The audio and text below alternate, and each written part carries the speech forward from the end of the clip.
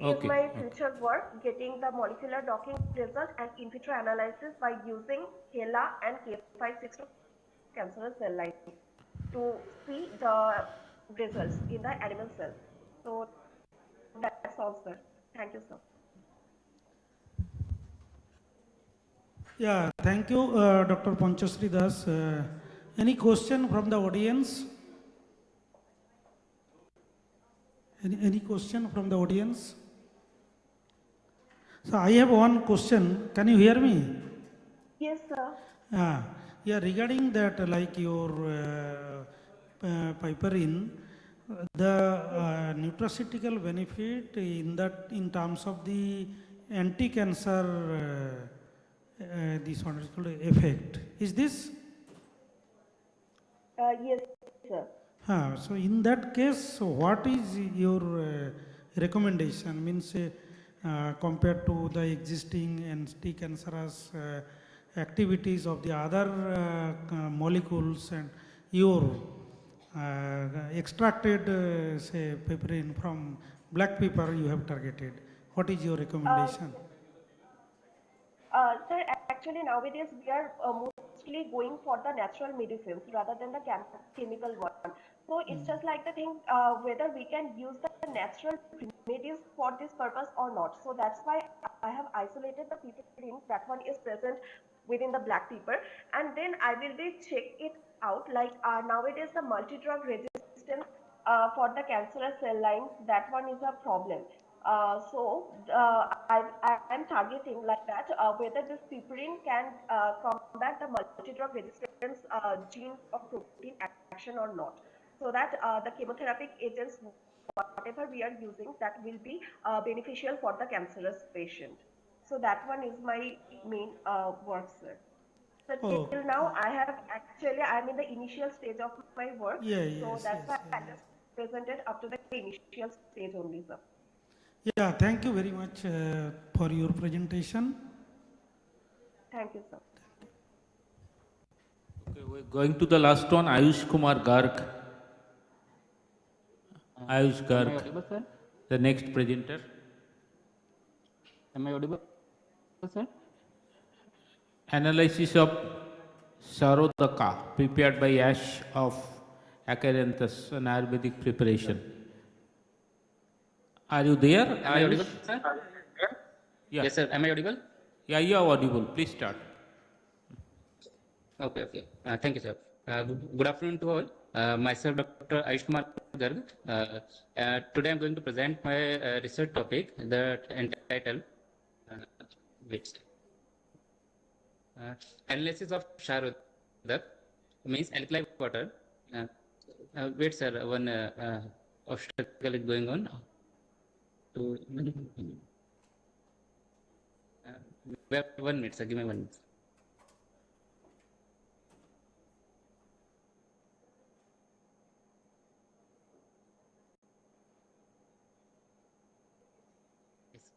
Analysis of Sharodak prepared by ash of Apamar means Acanthus aspera, an Ayurvedic preparation.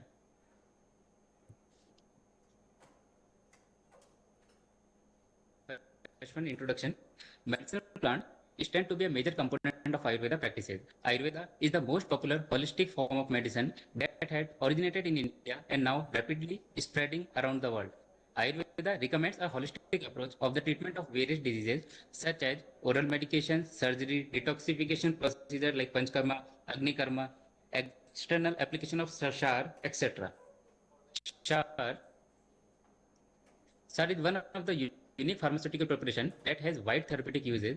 SAR is extracted from the water-soluble ash of plant, and the aqueous preparation of SAR is known as Sharodak, means alkaline water.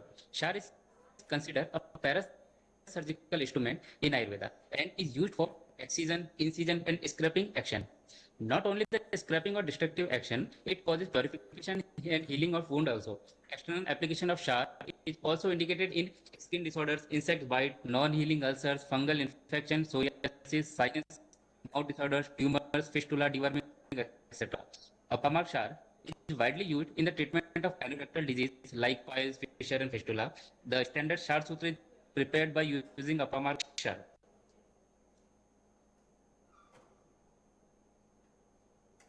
Sir, I want to discuss the use of Shar Sutra, which is the most popular treatment of piles nowadays.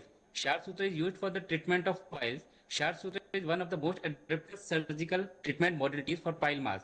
Sutra means thread, and when it is coated with Shar, it is called Shar Sutra. In the image, lower first and second image, you can see the thread which has coated with a Appamarga Shar, and it is called Shar Sutra. And it in the process, it is placed at the root of pile tissue, and the whole pile mass is ligated with the Shar Sutra. Blood supply to the existing pile mass is cut off and shed off after some days. It is why it is so much popular.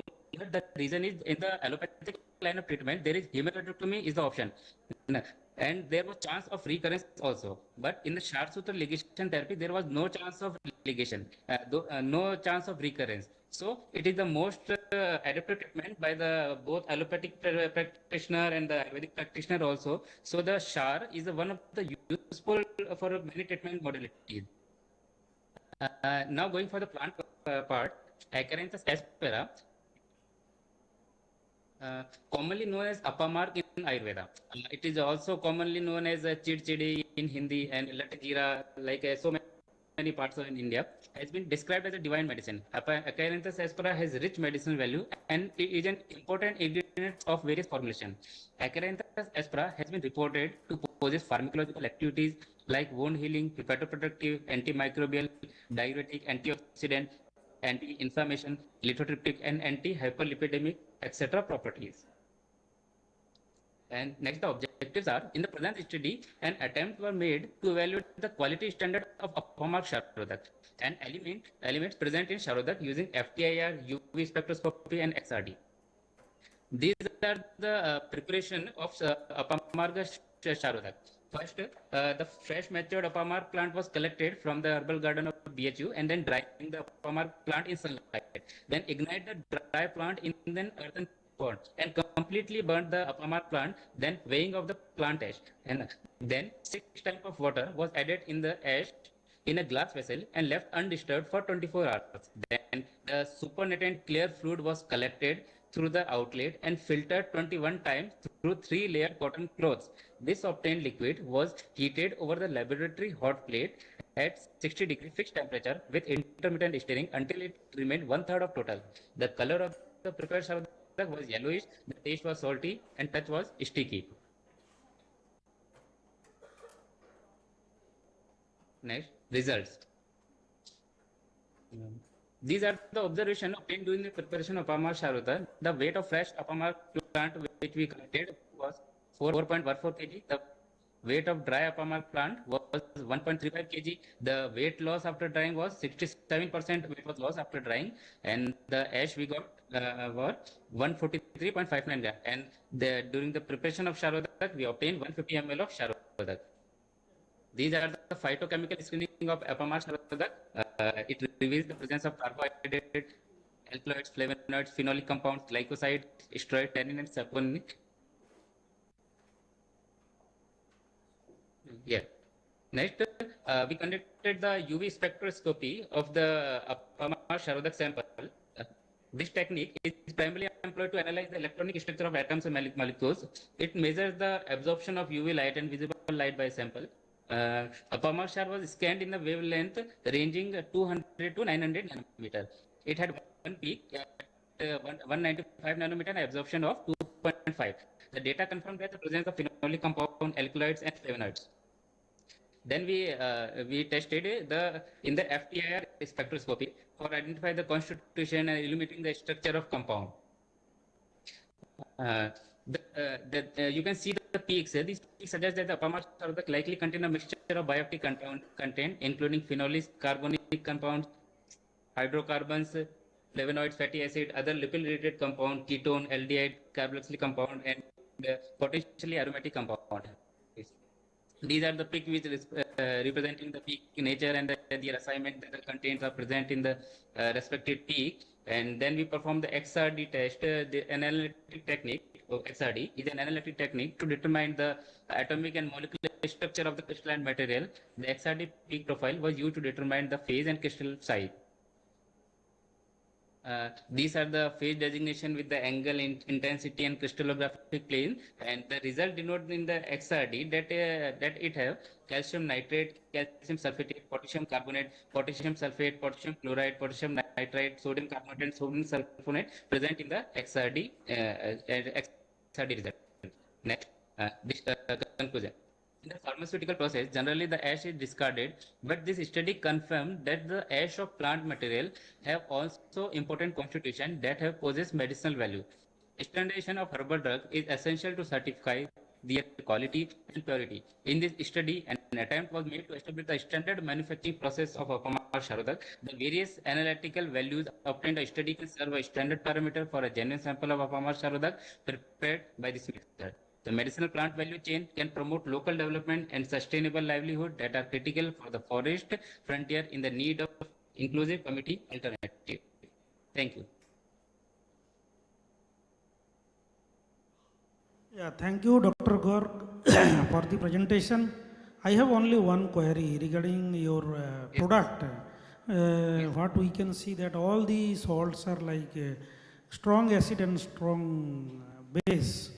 So how Yes, it becomes alkaline during this when it dissolved in water?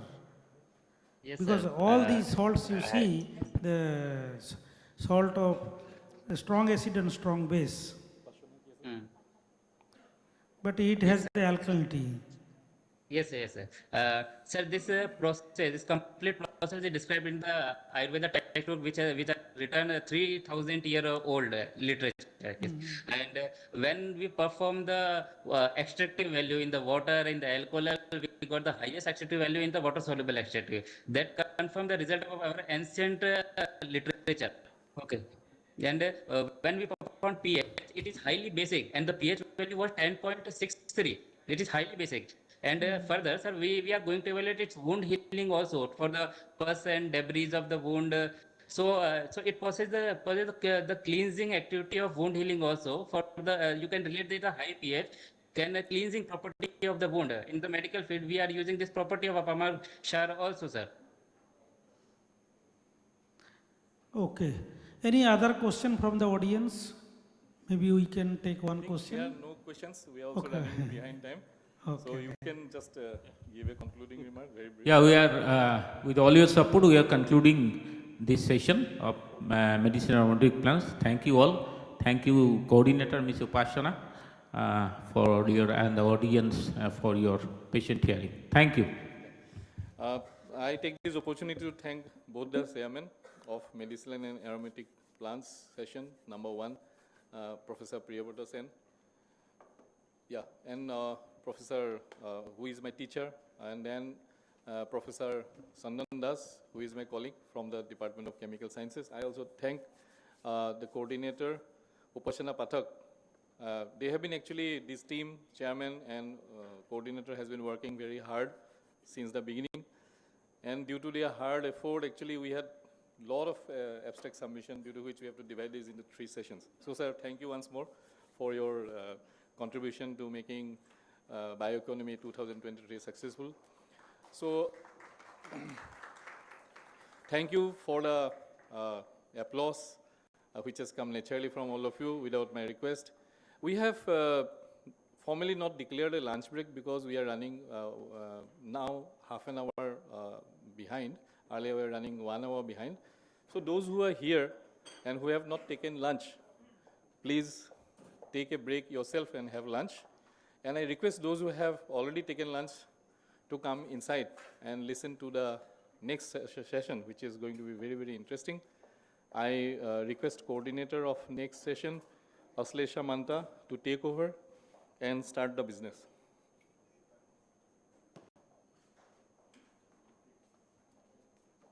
So all of you have taken lunch? So those who have not taken lunch, please go and have your lunch because they are winding up. And those who have taken lunch, be seated inside. Until and unless you want once more. Yeah, please, those who have not taken lunch, please.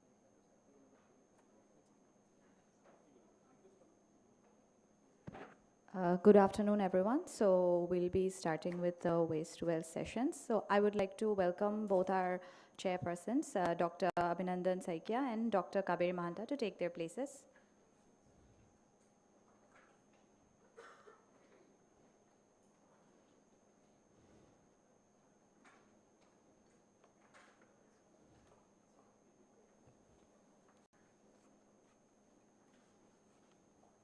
Okay, so now I have Upasana, and she will be felicitating the chairpersons, starting with Dr. Abhinandan Saikia. Abhinandan Saikia is an assistant professor from Tata Institute of Social Sciences, Guwahati.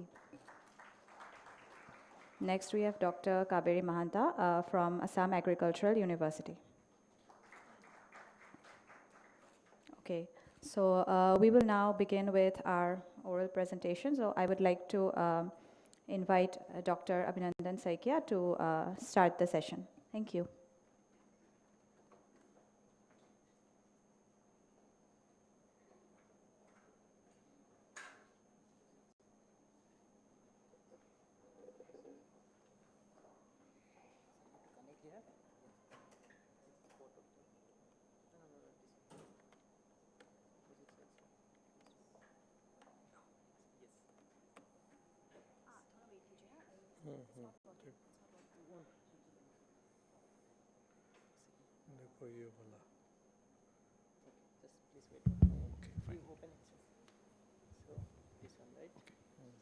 So, good afternoon, everyone.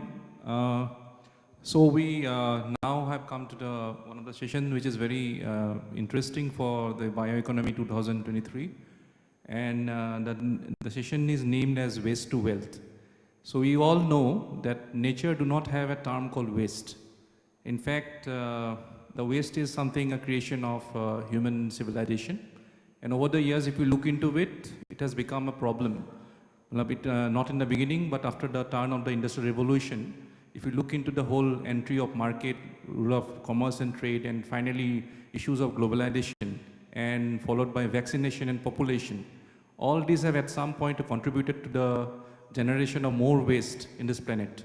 And in this 21st century, we have been really in a state of struggling state where we have to address waste, because it has actually at some point created a lot of environmental health issues, and also it is detrimental for further future sustainability. Now in this session, we are trying to explore how the waste at some point can be converted to something called wealth, which will be contributing to once and again to the survival needs of human beings, also bringing a balance between life and livelihood, and also try to address the larger goal of ecological sustainability. With that, I welcome you all for this session, and I begin with our first speaker. And as the committee member has already also decided about the whole decorum of the session, I think around 6 minutes will be allotted to each speaker. So with that, we will start with our first speaker. Our first speaker is Bishop Prasun Chatterjee. He will be delivering a session on the introduction of Janthan, if I'm pronouncing correctly, from brewers' spent grain and kitchen waste, which seems to be very interesting, because kitchen is where at some point is the main point. If you look into any household, the waste actually starts the journey from there. So with that, I request Mr. Chatterjee to start the session. Thank you, sir. I'm Dr. Biswa Prasun Chatterjee. I am a professor in Faculty of Science in Assam Downtown University. So the talk of my today's lecture is the production of xanthan from brewers' spent grain and kitchen waste. Now waste is a big problem, and brewers' spent grain actually is a waste product of brewery. So, you know, beer, whiskey, they're made in brewery, and that is made from germinated barley. And after the barley is, treated with hot water, the aqueous extract is taken out and it is fermented to make beer and whiskey. However, the husk and the grain, the germinated barley that actually gave rise to the whiskey and beer, that grain is thrown out. And it becomes a big problem. If you can see the slide, that is a grainy nature, and it's one of the solution is animal feed. So brewer's spent grain, the germinated barley seed after treatment is fed to the animal. Another is landfill. It goes to landfill and the production of the waste is huge. So entire global production is around 33.34 million tons in 2021. So one solution of treating this waste is obviously animal feed, another is landfill. Composting is not a great solution for this, neither biogas, because it contains very less carbon source. Another solution which we tried is xanthan from brewer's spent grain. So there was one earlier research in this topic by Dodic et al. In Czech Republic in 2011, who utilized maltose enriched spent grain liquor for xanthan production. Now what is xanthan and why it is used in food, cosmetics, confectionery, etc. So xanthan gum is a polysaccharide. It is a complex polysaccharide made by a bacteria called Xanthomonas campestris. It is industrially produced from 1970 onwards. It have been produced and it is used in toothpaste, in tomato ketchup, in Maggi noodle. Then you use it in bakery, in dairy product, even in beverages a little bit of, and then a major usage is in lubricant, as a lubricant in petroleum mining. So xanthan gum has a huge market globally and it is used in day-to-day product. However, it is very costly. So the food grade xanthan that we have right now available from Amazon or Flipkart is around 1000 rupees to 1500 rupees per kg. So one of the problem of xanthan production from bacteria is we use pure sugar or sucrose, and that increases the cost of production. To reduce the cost of production, we tried this brewer's spent grain, which was made available to us from a CMG brewery in Barneyhat, Meghalaya. We collected the spent grain.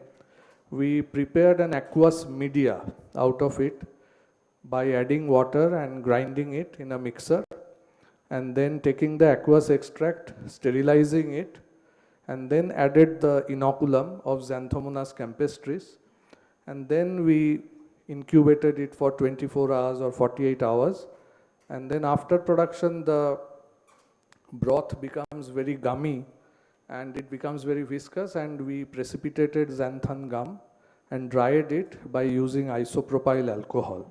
So this is the overall pictorial flow chart for conversion of brewer's spent grain to xanthan gum, and these are my students who actually executed the work. So in the first graph I want to show you that we used xanthan produced from standard media which contains sucrose, and we also used the aqueous extract of brewer's spent grain. So in the initial graph you can see that 3.57 gram per liter is produced from standard media containing sucrose, whereas we produced around 4.65 gram per liter of xanthan from aqueous extract of brewer's spent grain. And this was done at around 32 degrees centigrade, pH was 6.8 and 100 RPM agitation for 24 hours. Then we tried to change the parameters of pH, temperature, agitation to see if there is any variation in the yield of xanthan. So another graph shows the comparison of xanthan yield from standard MGYP media and brewer's spent grain based media at different pH. And we found out that at 32 degrees centigrade, 100 RPM, we did not change the temperature and we did not change the agitation speed, we only changed pH. And we found out that around 2.67 gram per liter yield was produced in brewer's spent grain at pH 6. So pH 6 actually gave us better result for this brewer's spent grain. Then we tried different temperature. We checked the pH at same, and then we tried say 100 RPM agitation and 24-hour incubation. And here there is a comparison of xanthan yield from standard media and BSG media. So these two graphs actually show the effect of temperatures and effect of agitation speed. And in the last graph, I show you the effect of incubation time or duration of fermentation. And we found out that 72-hour incubation increased the yield significantly. So it was 5.71 for our brewer spent grain media. We checked the purity of the compound by FTIR spectra, which was done at IIT Guwahati Biotech Park. And we checked the purity with a standard food grade xanthan. So most of the time we found out the similar kind of stretches in the CO bonds and other bonds, which signified that we got quite pure amount of xanthan gum. Now our next was kitchen waste, where we actually used inedible part of cauliflower and broccoli stem.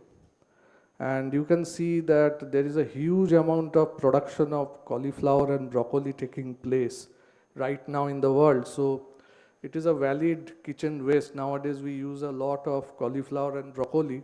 Broccoli was not there in this market even 20-25 years ago.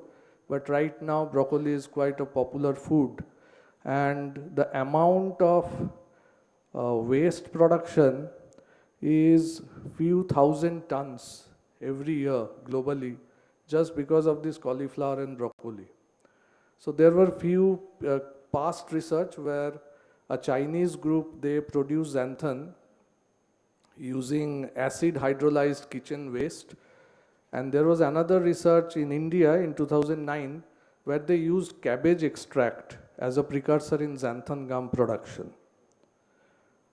I'm not going to too much of details of the results because I showed similar kind of results in brewer's spent grain.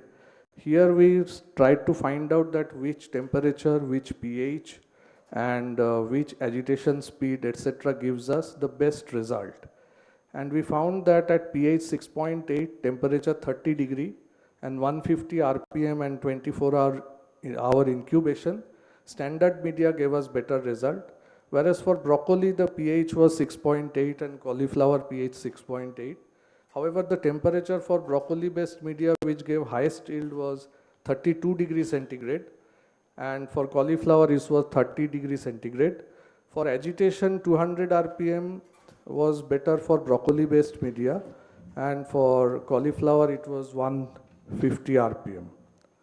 So this is the table of our raw data, and this FTIR spectra or Fourier transform infrared spectra shows that you have three different samples. One is food grade, another is from broccoli media, another is from cauliflower media, and they are showing similar kind of stretches in the infrared spectra, signifying that our product is matching with the spectra of the standard media, as well as it is matching with food grade xanthan that we obtained from market. So in summary, we converted brewer's spent grain waste into xanthan successfully. We utilized kitchen waste for xanthan production. That may reduce the cost of production of xanthan because these are waste and we did not obtain it by paying any price. However, if you make a standard media, it requires investment. It requires a lot of sucrose, malt extract, yeast extract to be added. So using waste may reduce cost of production, and this is an affordable carbon source. So the waste that we used, spent grain or broccoli or cauliflower, they can be a good affordable carbon source, and cost effective media can be formulated without enrichment, without adding anything from outside. So we did not use any malt extract or we did not use any stimulant. We only checked different pH and temperature and agitation just to see how much more we can make from this waste. So this can be a good way of recycling of solid waste. The list of references given below. And these are my students, Shrutimoi Hajarika and Rahul De. They worked on cauliflower and broccoli extract. And Rajiv Chetia worked on brewer's spent grain. And I remember we collected the waste together. We went into the hills of Meghalaya. And Rahul De and I published one paper that is a review paper, because we did a lot of background literature survey. We did a lot of background literature survey that what could be the potential carbon sources, because we were using carbon source. So we published this in a 2.9 impact factor journal, Biotechnology Progress, published by AICHE, American Institute of Chemical Engineers. Thank you. Thank you, Dr. Chatterjee. I think we can invite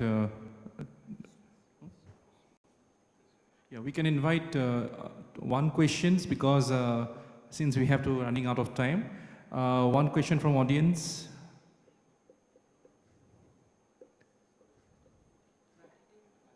I would particularly like to hear question from students, because I work with them and this work was actually conceived by me but done by them and executed by them.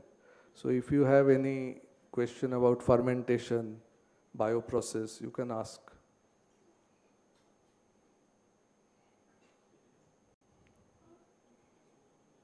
Because these days it requires a lot of effort to keep the students motivated in science, particularly in biological science, where the incentive of a great career is not too high.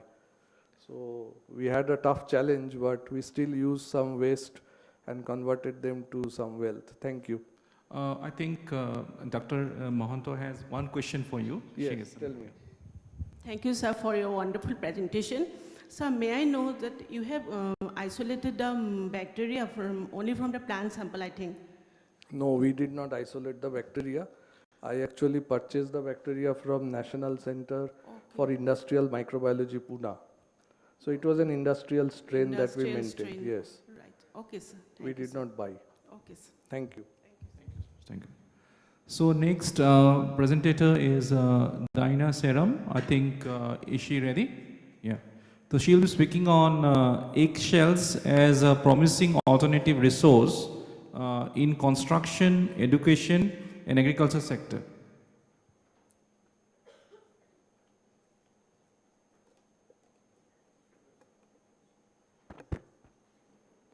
A very good afternoon to everyone present here. I am Dinah Seram, a student of Masters of Science, Environmental Science of University of Science and Technology, Meghalaya.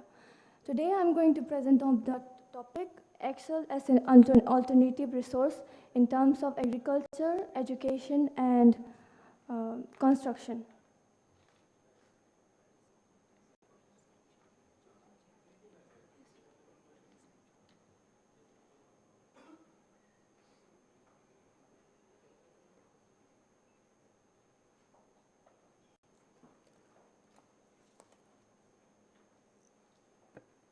So first of all, my first slide is about facts and figure. So I would like to show you that the global egg production for the year 2018 was 17.8 million metric tons, contributing approximately 8.58 million metric tons of eggshells, which are being discarded as waste. So as we all know that the waste that is generated, the food waste, it contributes to greenhouse gases, which is methane, and the methane has more potential than carbon dioxide in trapping heat. So it is very in need to convert this waste into wealth. So I have chosen this topic. And India stands second worldwide in terms of household wastage of food, only followed by China. And 1/3 of all the food in India is wasted or gets spoiled before it is eaten. My next slide is of the properties of eggshells. The eggshell is rich in nutrient, mostly calcium in the form of calcium carbonate. It has some organic molecules also. And the second property is the eggshells are very strong and durable. And the third one is it is affordable and accessible and very cost efficient. And I want to mention one this fact, that is an eggshell on an average is composed of 2.2 gram of calcium in the form of calcium carbonate. Now the uses of eggshell in construction. Can you show me the slide? Yes. On my left side, there is a picture which shows. Oh, thank you, sir. Yes.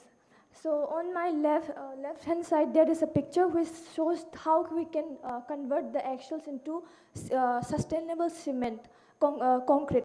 So the first process is collection of eggshells from different sources such as factories, industries, bakeries, hostels, etc. And then we will clean that, and it is grinded mechanically, and the process of calcination is done, which is the process of calcination is giving a lot of heat and to the eggshell so that it converts into calcium oxide, and it is turned into a material which can replace cement, and it is also used in road construction. Uh,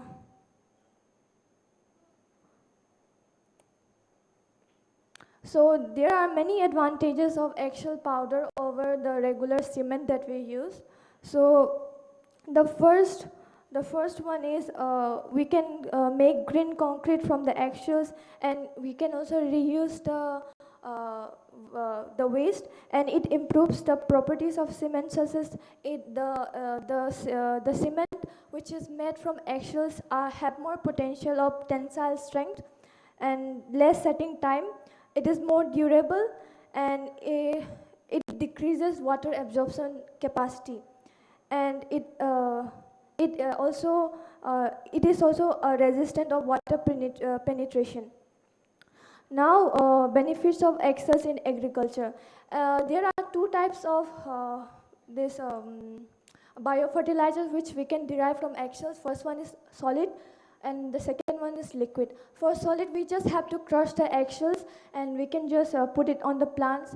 And the second one is by turning the eggshell into a liquid form, which is by putting the eggshells into a acetic acid. That is, we can use vinegar, and because the acetic acid, it dissolves the other organic molecules and other particles, only the calcium, the calcium carbonate is turned into calcium oxide, calcium acetate, which we can put into plants, and it helps in the growth of the plant. And some plants, they need calcium in large amount, for example tomato, so it will be very helpful if we put that directly into plants, because plants can absorb the water more than the solid form.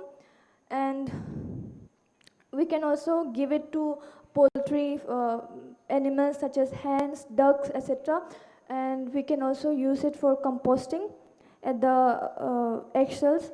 And the last one is how we can turn eggshells into eco chalk, or how we can use eggshells as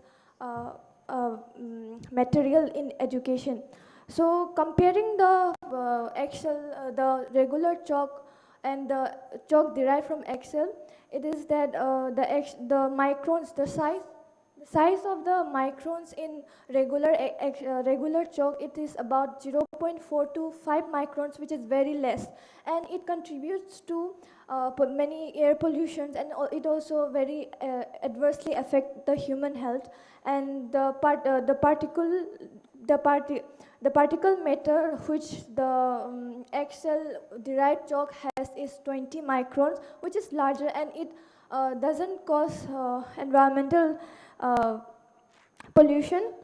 And there is a figure, there is a report that I have mentioned, that around 60% of the educational institute are still using the blackboards. So it is high in number, so still there is the uses of chalk, so we can change the earlier chalk, and we can use this eco chalk. And for this from this eco chalk, we can also link up with government scheme and provide to free chalks or materials to rural schools and students for their help in education. And Lastly, I would like to emphasis on the environmental sustainability and social sustainability. By repurposing excess, we can reduce waste sent into landfills. Around the food waste that is generated in India, it is around 1/3 billion, and we can preserve natural resource also and reduce carbon emissions. And the social sustainability include repurposing excess, which can create jobs and economic opportunities in various industries. It can also be provide affordable resource to those with limited access in agriculture or in building materials. And uh, the next slide is about the Northeast India context. So in our Northeast region, the total Excel produced was used was 1.14 billion numbers during the year 2018 and 19, sharing 1.10% of total egg production in the country. And so I have already mentioned that per one single eggshell, it contains about 2.2 gram of calcium in the form of calcium carbonate. So if we multiply this into 2.2, then we get 2.508 billion gram of calcium in the form of calcium carbonate, which is very high in number. And if we can convert this much waste into wells such as cement, sustainable cement, green concrete, etc., then it will be a very good step for all of us. And we can also do it in our own schools or universities and use it commercially. And also it is also the separation of Excel from other waste. And actually my presentation is based on research. My presentation is based on review research. So I want to I want to take this research forward and discover more things and implement this in my studies and real life. Thank you. Thank you, Diana. Interesting topic, and it's good that as a young student you have given this presentation. May I welcome one question from audience, especially because Diana is a student in university and she has come up with really a good idea on eggshells. Sometimes we do not mind throwing eggshells as a waste, but it can also be a part of the whole ecological process. And in that scenario, I again welcome a question from the audience, especially from the students again.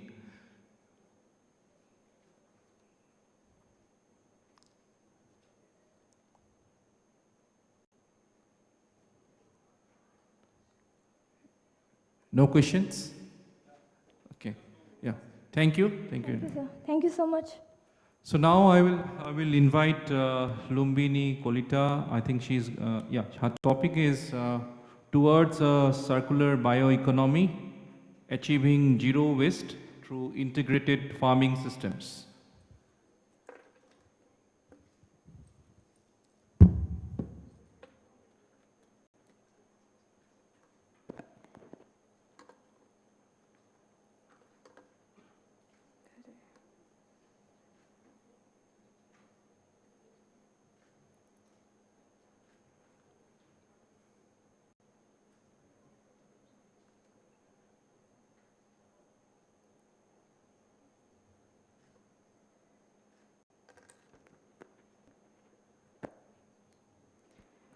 May I have my slide? May I have the slide? Oh, thank you. Good afternoon and welcome. My name is Lumbini Kalita, and I'll be presenting a review paper titled Towards a Circular Bioeconomy, Achieving Zero Waste Through Integrated Farming System. Well, the linear trajectory of the economy that has been going on since time immemorial, that is based on the concept take, make, and waste, believing that there is infinite resources on the face of earth and believing that there is infinite regenerative capacity of the earth, which is definitely false. So therefore, we need a future that finds ecological principles where people will find a place within a cyclical ecological system that is capable of undergoing continuous reproduction of the materials that are produced. And with this, there has been the inception and the ideology behind circular economy. which focuses on minimizing the resource deficit, thereby discouraging the generation of waste and to reutilize waste to the best way possible. Rome wasn't built in a day, and to transition from the linear economy to the circular economy, we'll have to go through the reuse economy with the introduction of a component known as recycling. An antithesis to the linear economy is a circular economy, wherein waste is taken as an input for production, use, and recycling, and this circle continues. Well, the waste to wealth nexus also depends on the choice of selecting the particular waste stream for recycling, which will also depend upon the accessibility, affordability, and the output or the yield that we are anticipating. In this context, a circular bioeconomy utilizing biomass tries to leverage the renewable biomass to drive the circular economy and to improve the overall sustainability and the well-being of the ecosystem. Integrated farming system, which we'll be calling it or abbreviated as IFS, finds an ideal ally in this vision and the concept. So what is integrated farming system? It is actually a sustainable farming system, which is a mix of judicious mix of all the components, namely the field crops, the vegetables, the horticultural crops, apiary, goatery, dairy, manure making, poultry, the aquaculture, which is basically based on the concept that there is no waste, and waste is only a misplaced resource, which means that if there is waste from one component, it becomes an input for the other component, focusing on 4 parameters, that is reduction, reuse, recycle, and recovery. Now, it also tries to harness the maximum benefit from ecological resources, and therefore, by trying to linking the different components. So the different components are the aquaculture subsystem, the agroforestry subsystem, the livestock subsystem, the crop subsystem, which all over integrate to form the integrated farming system. Now coming to the crux of the entire discussion, that is, how does integrated farming system ensure zero wastage? Well, it employs a number of principles, the first being resource recycling. So what happens is the waste from one component is being repurposed as an input for the other, and this affects the reduction of nature resource uses. To better comprehend this, let's have a look at 2 of the examples. The first, that cow dung, poultry manure, pig litter can be used as an efficient source of plant nutrition. Also, when the plant shades and there is crop residue, this can be used as a feed for this poultry for the cows. Again, on the bottom side, you can see that in an IFS unit, there is a component called aquaculture. So we'll be rearing some fishes in that. After every 2 years, we need to go for desilting the pond. And this silt material is an excellent growing media for horticultural crops. In this way, this waste is again reutilized. Well, here is the data from Assam Agriculture University, which shows that in an IFS unit consisting of crops, dairy, horticulture, fishery, poultry, to name a few, the resource that has been recycled is to the tune of 359.4 kg nitrogen, 76 kg phosphorus in the form of P2O5, and 217.7 kg K2O, that is potassium. Well, I guess nobody will be surprised if I tell you that according to a report, the waste that is generated from the agricultural sector is 2 billion tons. So we need to find options for adding value to the waste. So one of them is composting. Herein microbiological processes go on, wherein we prepare a material called compost, which can be used to enrich the soil and reducing the use of chemical fertilizer and thus minimizing waste to a great extent. We can enrich this compost by introduction of certain earthworm species, specifically Icena futera, and it has been found that vermicompost contains 5 times the available nitrogen, 7 times the available phosphorus, and 1.5 times more of calcium than it is found in a topsoil. Now, topsoils are very fertile with a very high base saturation, so it has been compared to this. Apart from vermicompost, vermiwash, which is a liquid form of this, can also be obtained. Well, our IFS unit also produces a lot of cow dung. So this cow dung and cow urine may be mixed to produce a liquid manure, which will decrease the bulkiness and also increase its applicability. Coming to the hot cake of the IFS unit, that is the biochar production. It is a carbon and nutrient-rich porous material that is produced from crop residue by the process of pyrolysis. Now, it has found a number of applications, like as an absorbent, as a catalyst, as a soil conditioner or a soil amendment, in fuel cells, in supercapacitors, and as hydrogen storage. Well, since we are already talking about economy, let's have a look at the market of biochar, which is projected to reach 484 million US dollar with a projected CAGR of 12.9% from 2022 to 2030. The gaseous gold, that is the biogas, is also a product that is produced in the IFS unit, wherein in a study in AU, it has been found that the biogas that is produced is 511 meter cube, that is equivalent to 219.73 kg of LPG. Thus, we can see what potential it holds. Well, here is a summary sheet of the bio-waste that is recycled in an IFS unit in a study conducted at AU Jorhat. So we can see that rice bran and mustard cake, rice bran, mustard cake, paddy straw, and crop residues, these are the various unprocessed waste which are finding large applicability, and they are being recycled in an IFS unit. Now, since we are already talking about economics, here's a look at the economics of IFS. Well, the waste that is being recycled reduces the requirement of market purchased input, thereby also increasing the net return, and this secures the economic viability. It increases the economic yield, of course. Here is a figure number 2, which shows the contribution of different integrated farming system components to net return, with dairy component contributing the maximum. Here's another study conducted at Assam Agriculture University, which shows the market value of various bio-waste produced in the IFS unit. Now, here you can see the rice bran and mustard oil cake, which accounts for more than 10,000, with the market value on the right-hand side, taken at local prices. You can see that we are saving around more than 10,000 by utilizing these as feed for fish and poultry. Lastly, here's a research finding at AU that shows in the figure number 3 the total input cost and the percentage share of inputs in an IFS unit. Coming to the last part, that is the key takeaway from the entire discussion. It is that IFS extends an useful life to the material in the products, and it increases its probability of adding values, getting valorized.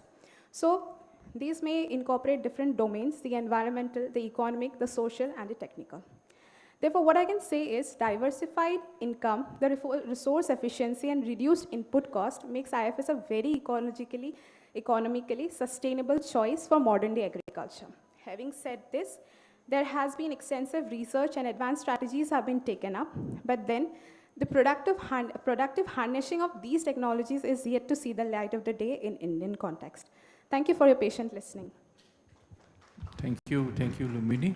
To finish it on time, may I request one question from the audience related to integrated farming practices?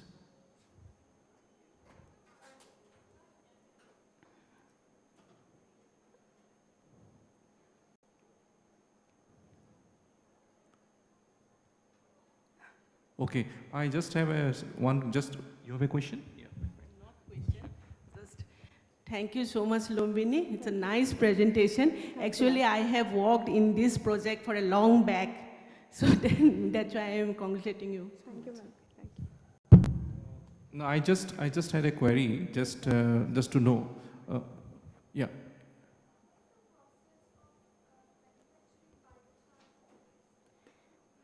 We have to go through the process of pyrolysis, which is an anaerobic process. So it's a long process, but I haven't highlighted here. So when we take raw material, that is the biomass, we have to anaerobically treat it. That is, in the absence of oxygen, the microbes will take over the entire process and produce a porous material that is carbon-rich to produce the biochar. I think it would have been very easy for me to explain if I would have had a diagram, but you can always YouTube and see. No, just to add on, because when I'm thinking about this cow dung, many a times in Northeast, especially when you talk about the dairy sector, it is said that the milk production and the way how the cow dung production is to an extent very less as compared to other pan-Indian understanding. So in that scenario, if you are talking about the integrated farming practice, do you at some point also think about incorporating certain technology to enhance this production? Because it is again season specific, it's again region specific, it's again geography, especially for this dairy sector. Because when you talk about livestock, you talk about cow dungs.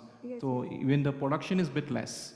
So how are you going to enhance it? Like? Surprisingly, the cow dung is the, or the dairy component is the one I have already shown that is contributing the maximum to the entire IFS unit. All of these data are based on the data set where we have considered a 1 hectare piece of land where there are 3 cows, 2 milch and 1 heifer. So here we have found that cow dung is produced enough, urine is produced enough, at least according to data. We have urine to the, sorry, we produce liquid manure that is from urine and cow dung to the tone of 40 liters in every 3 days, sir, from 3 cows only. Okay. Yeah. Thank you. Okay, thank you, sir. Thank you, Ramani. So now I think I will request Dr. Kaveri Mohanda.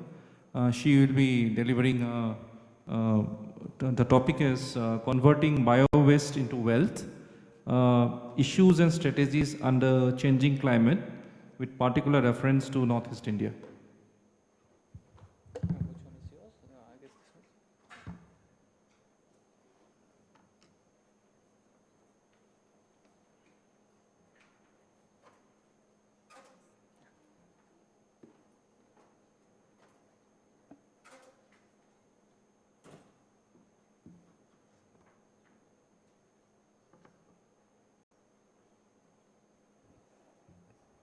Respected Chairman and the distinguished delegates present, very good afternoon to you all. Today I am going to discuss on the topic, converting bio-waste into wealth, issues and strategies under changing climate with particular reference to Northeast India. So, yes. Okay, the emerging issues at present we are facing is the globally the hike in population, and to feed this ever increasing population we have to increase our food production.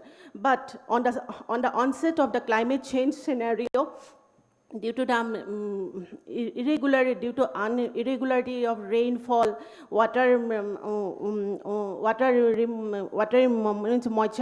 content of the field, the soil becomes unfertile, means it becomes unhealthy. So the production is decreasing day by day. So the thing is that, but our situation, the northeastern situation is, we are very lucky that we are in a region that we are in a tropical humid region, so we are having enough rainfall and high temperature. So, and that's why we are having the huge volume of biomass production around our locality. So this huge biomass, if we manage properly, and we can convert it into a enriched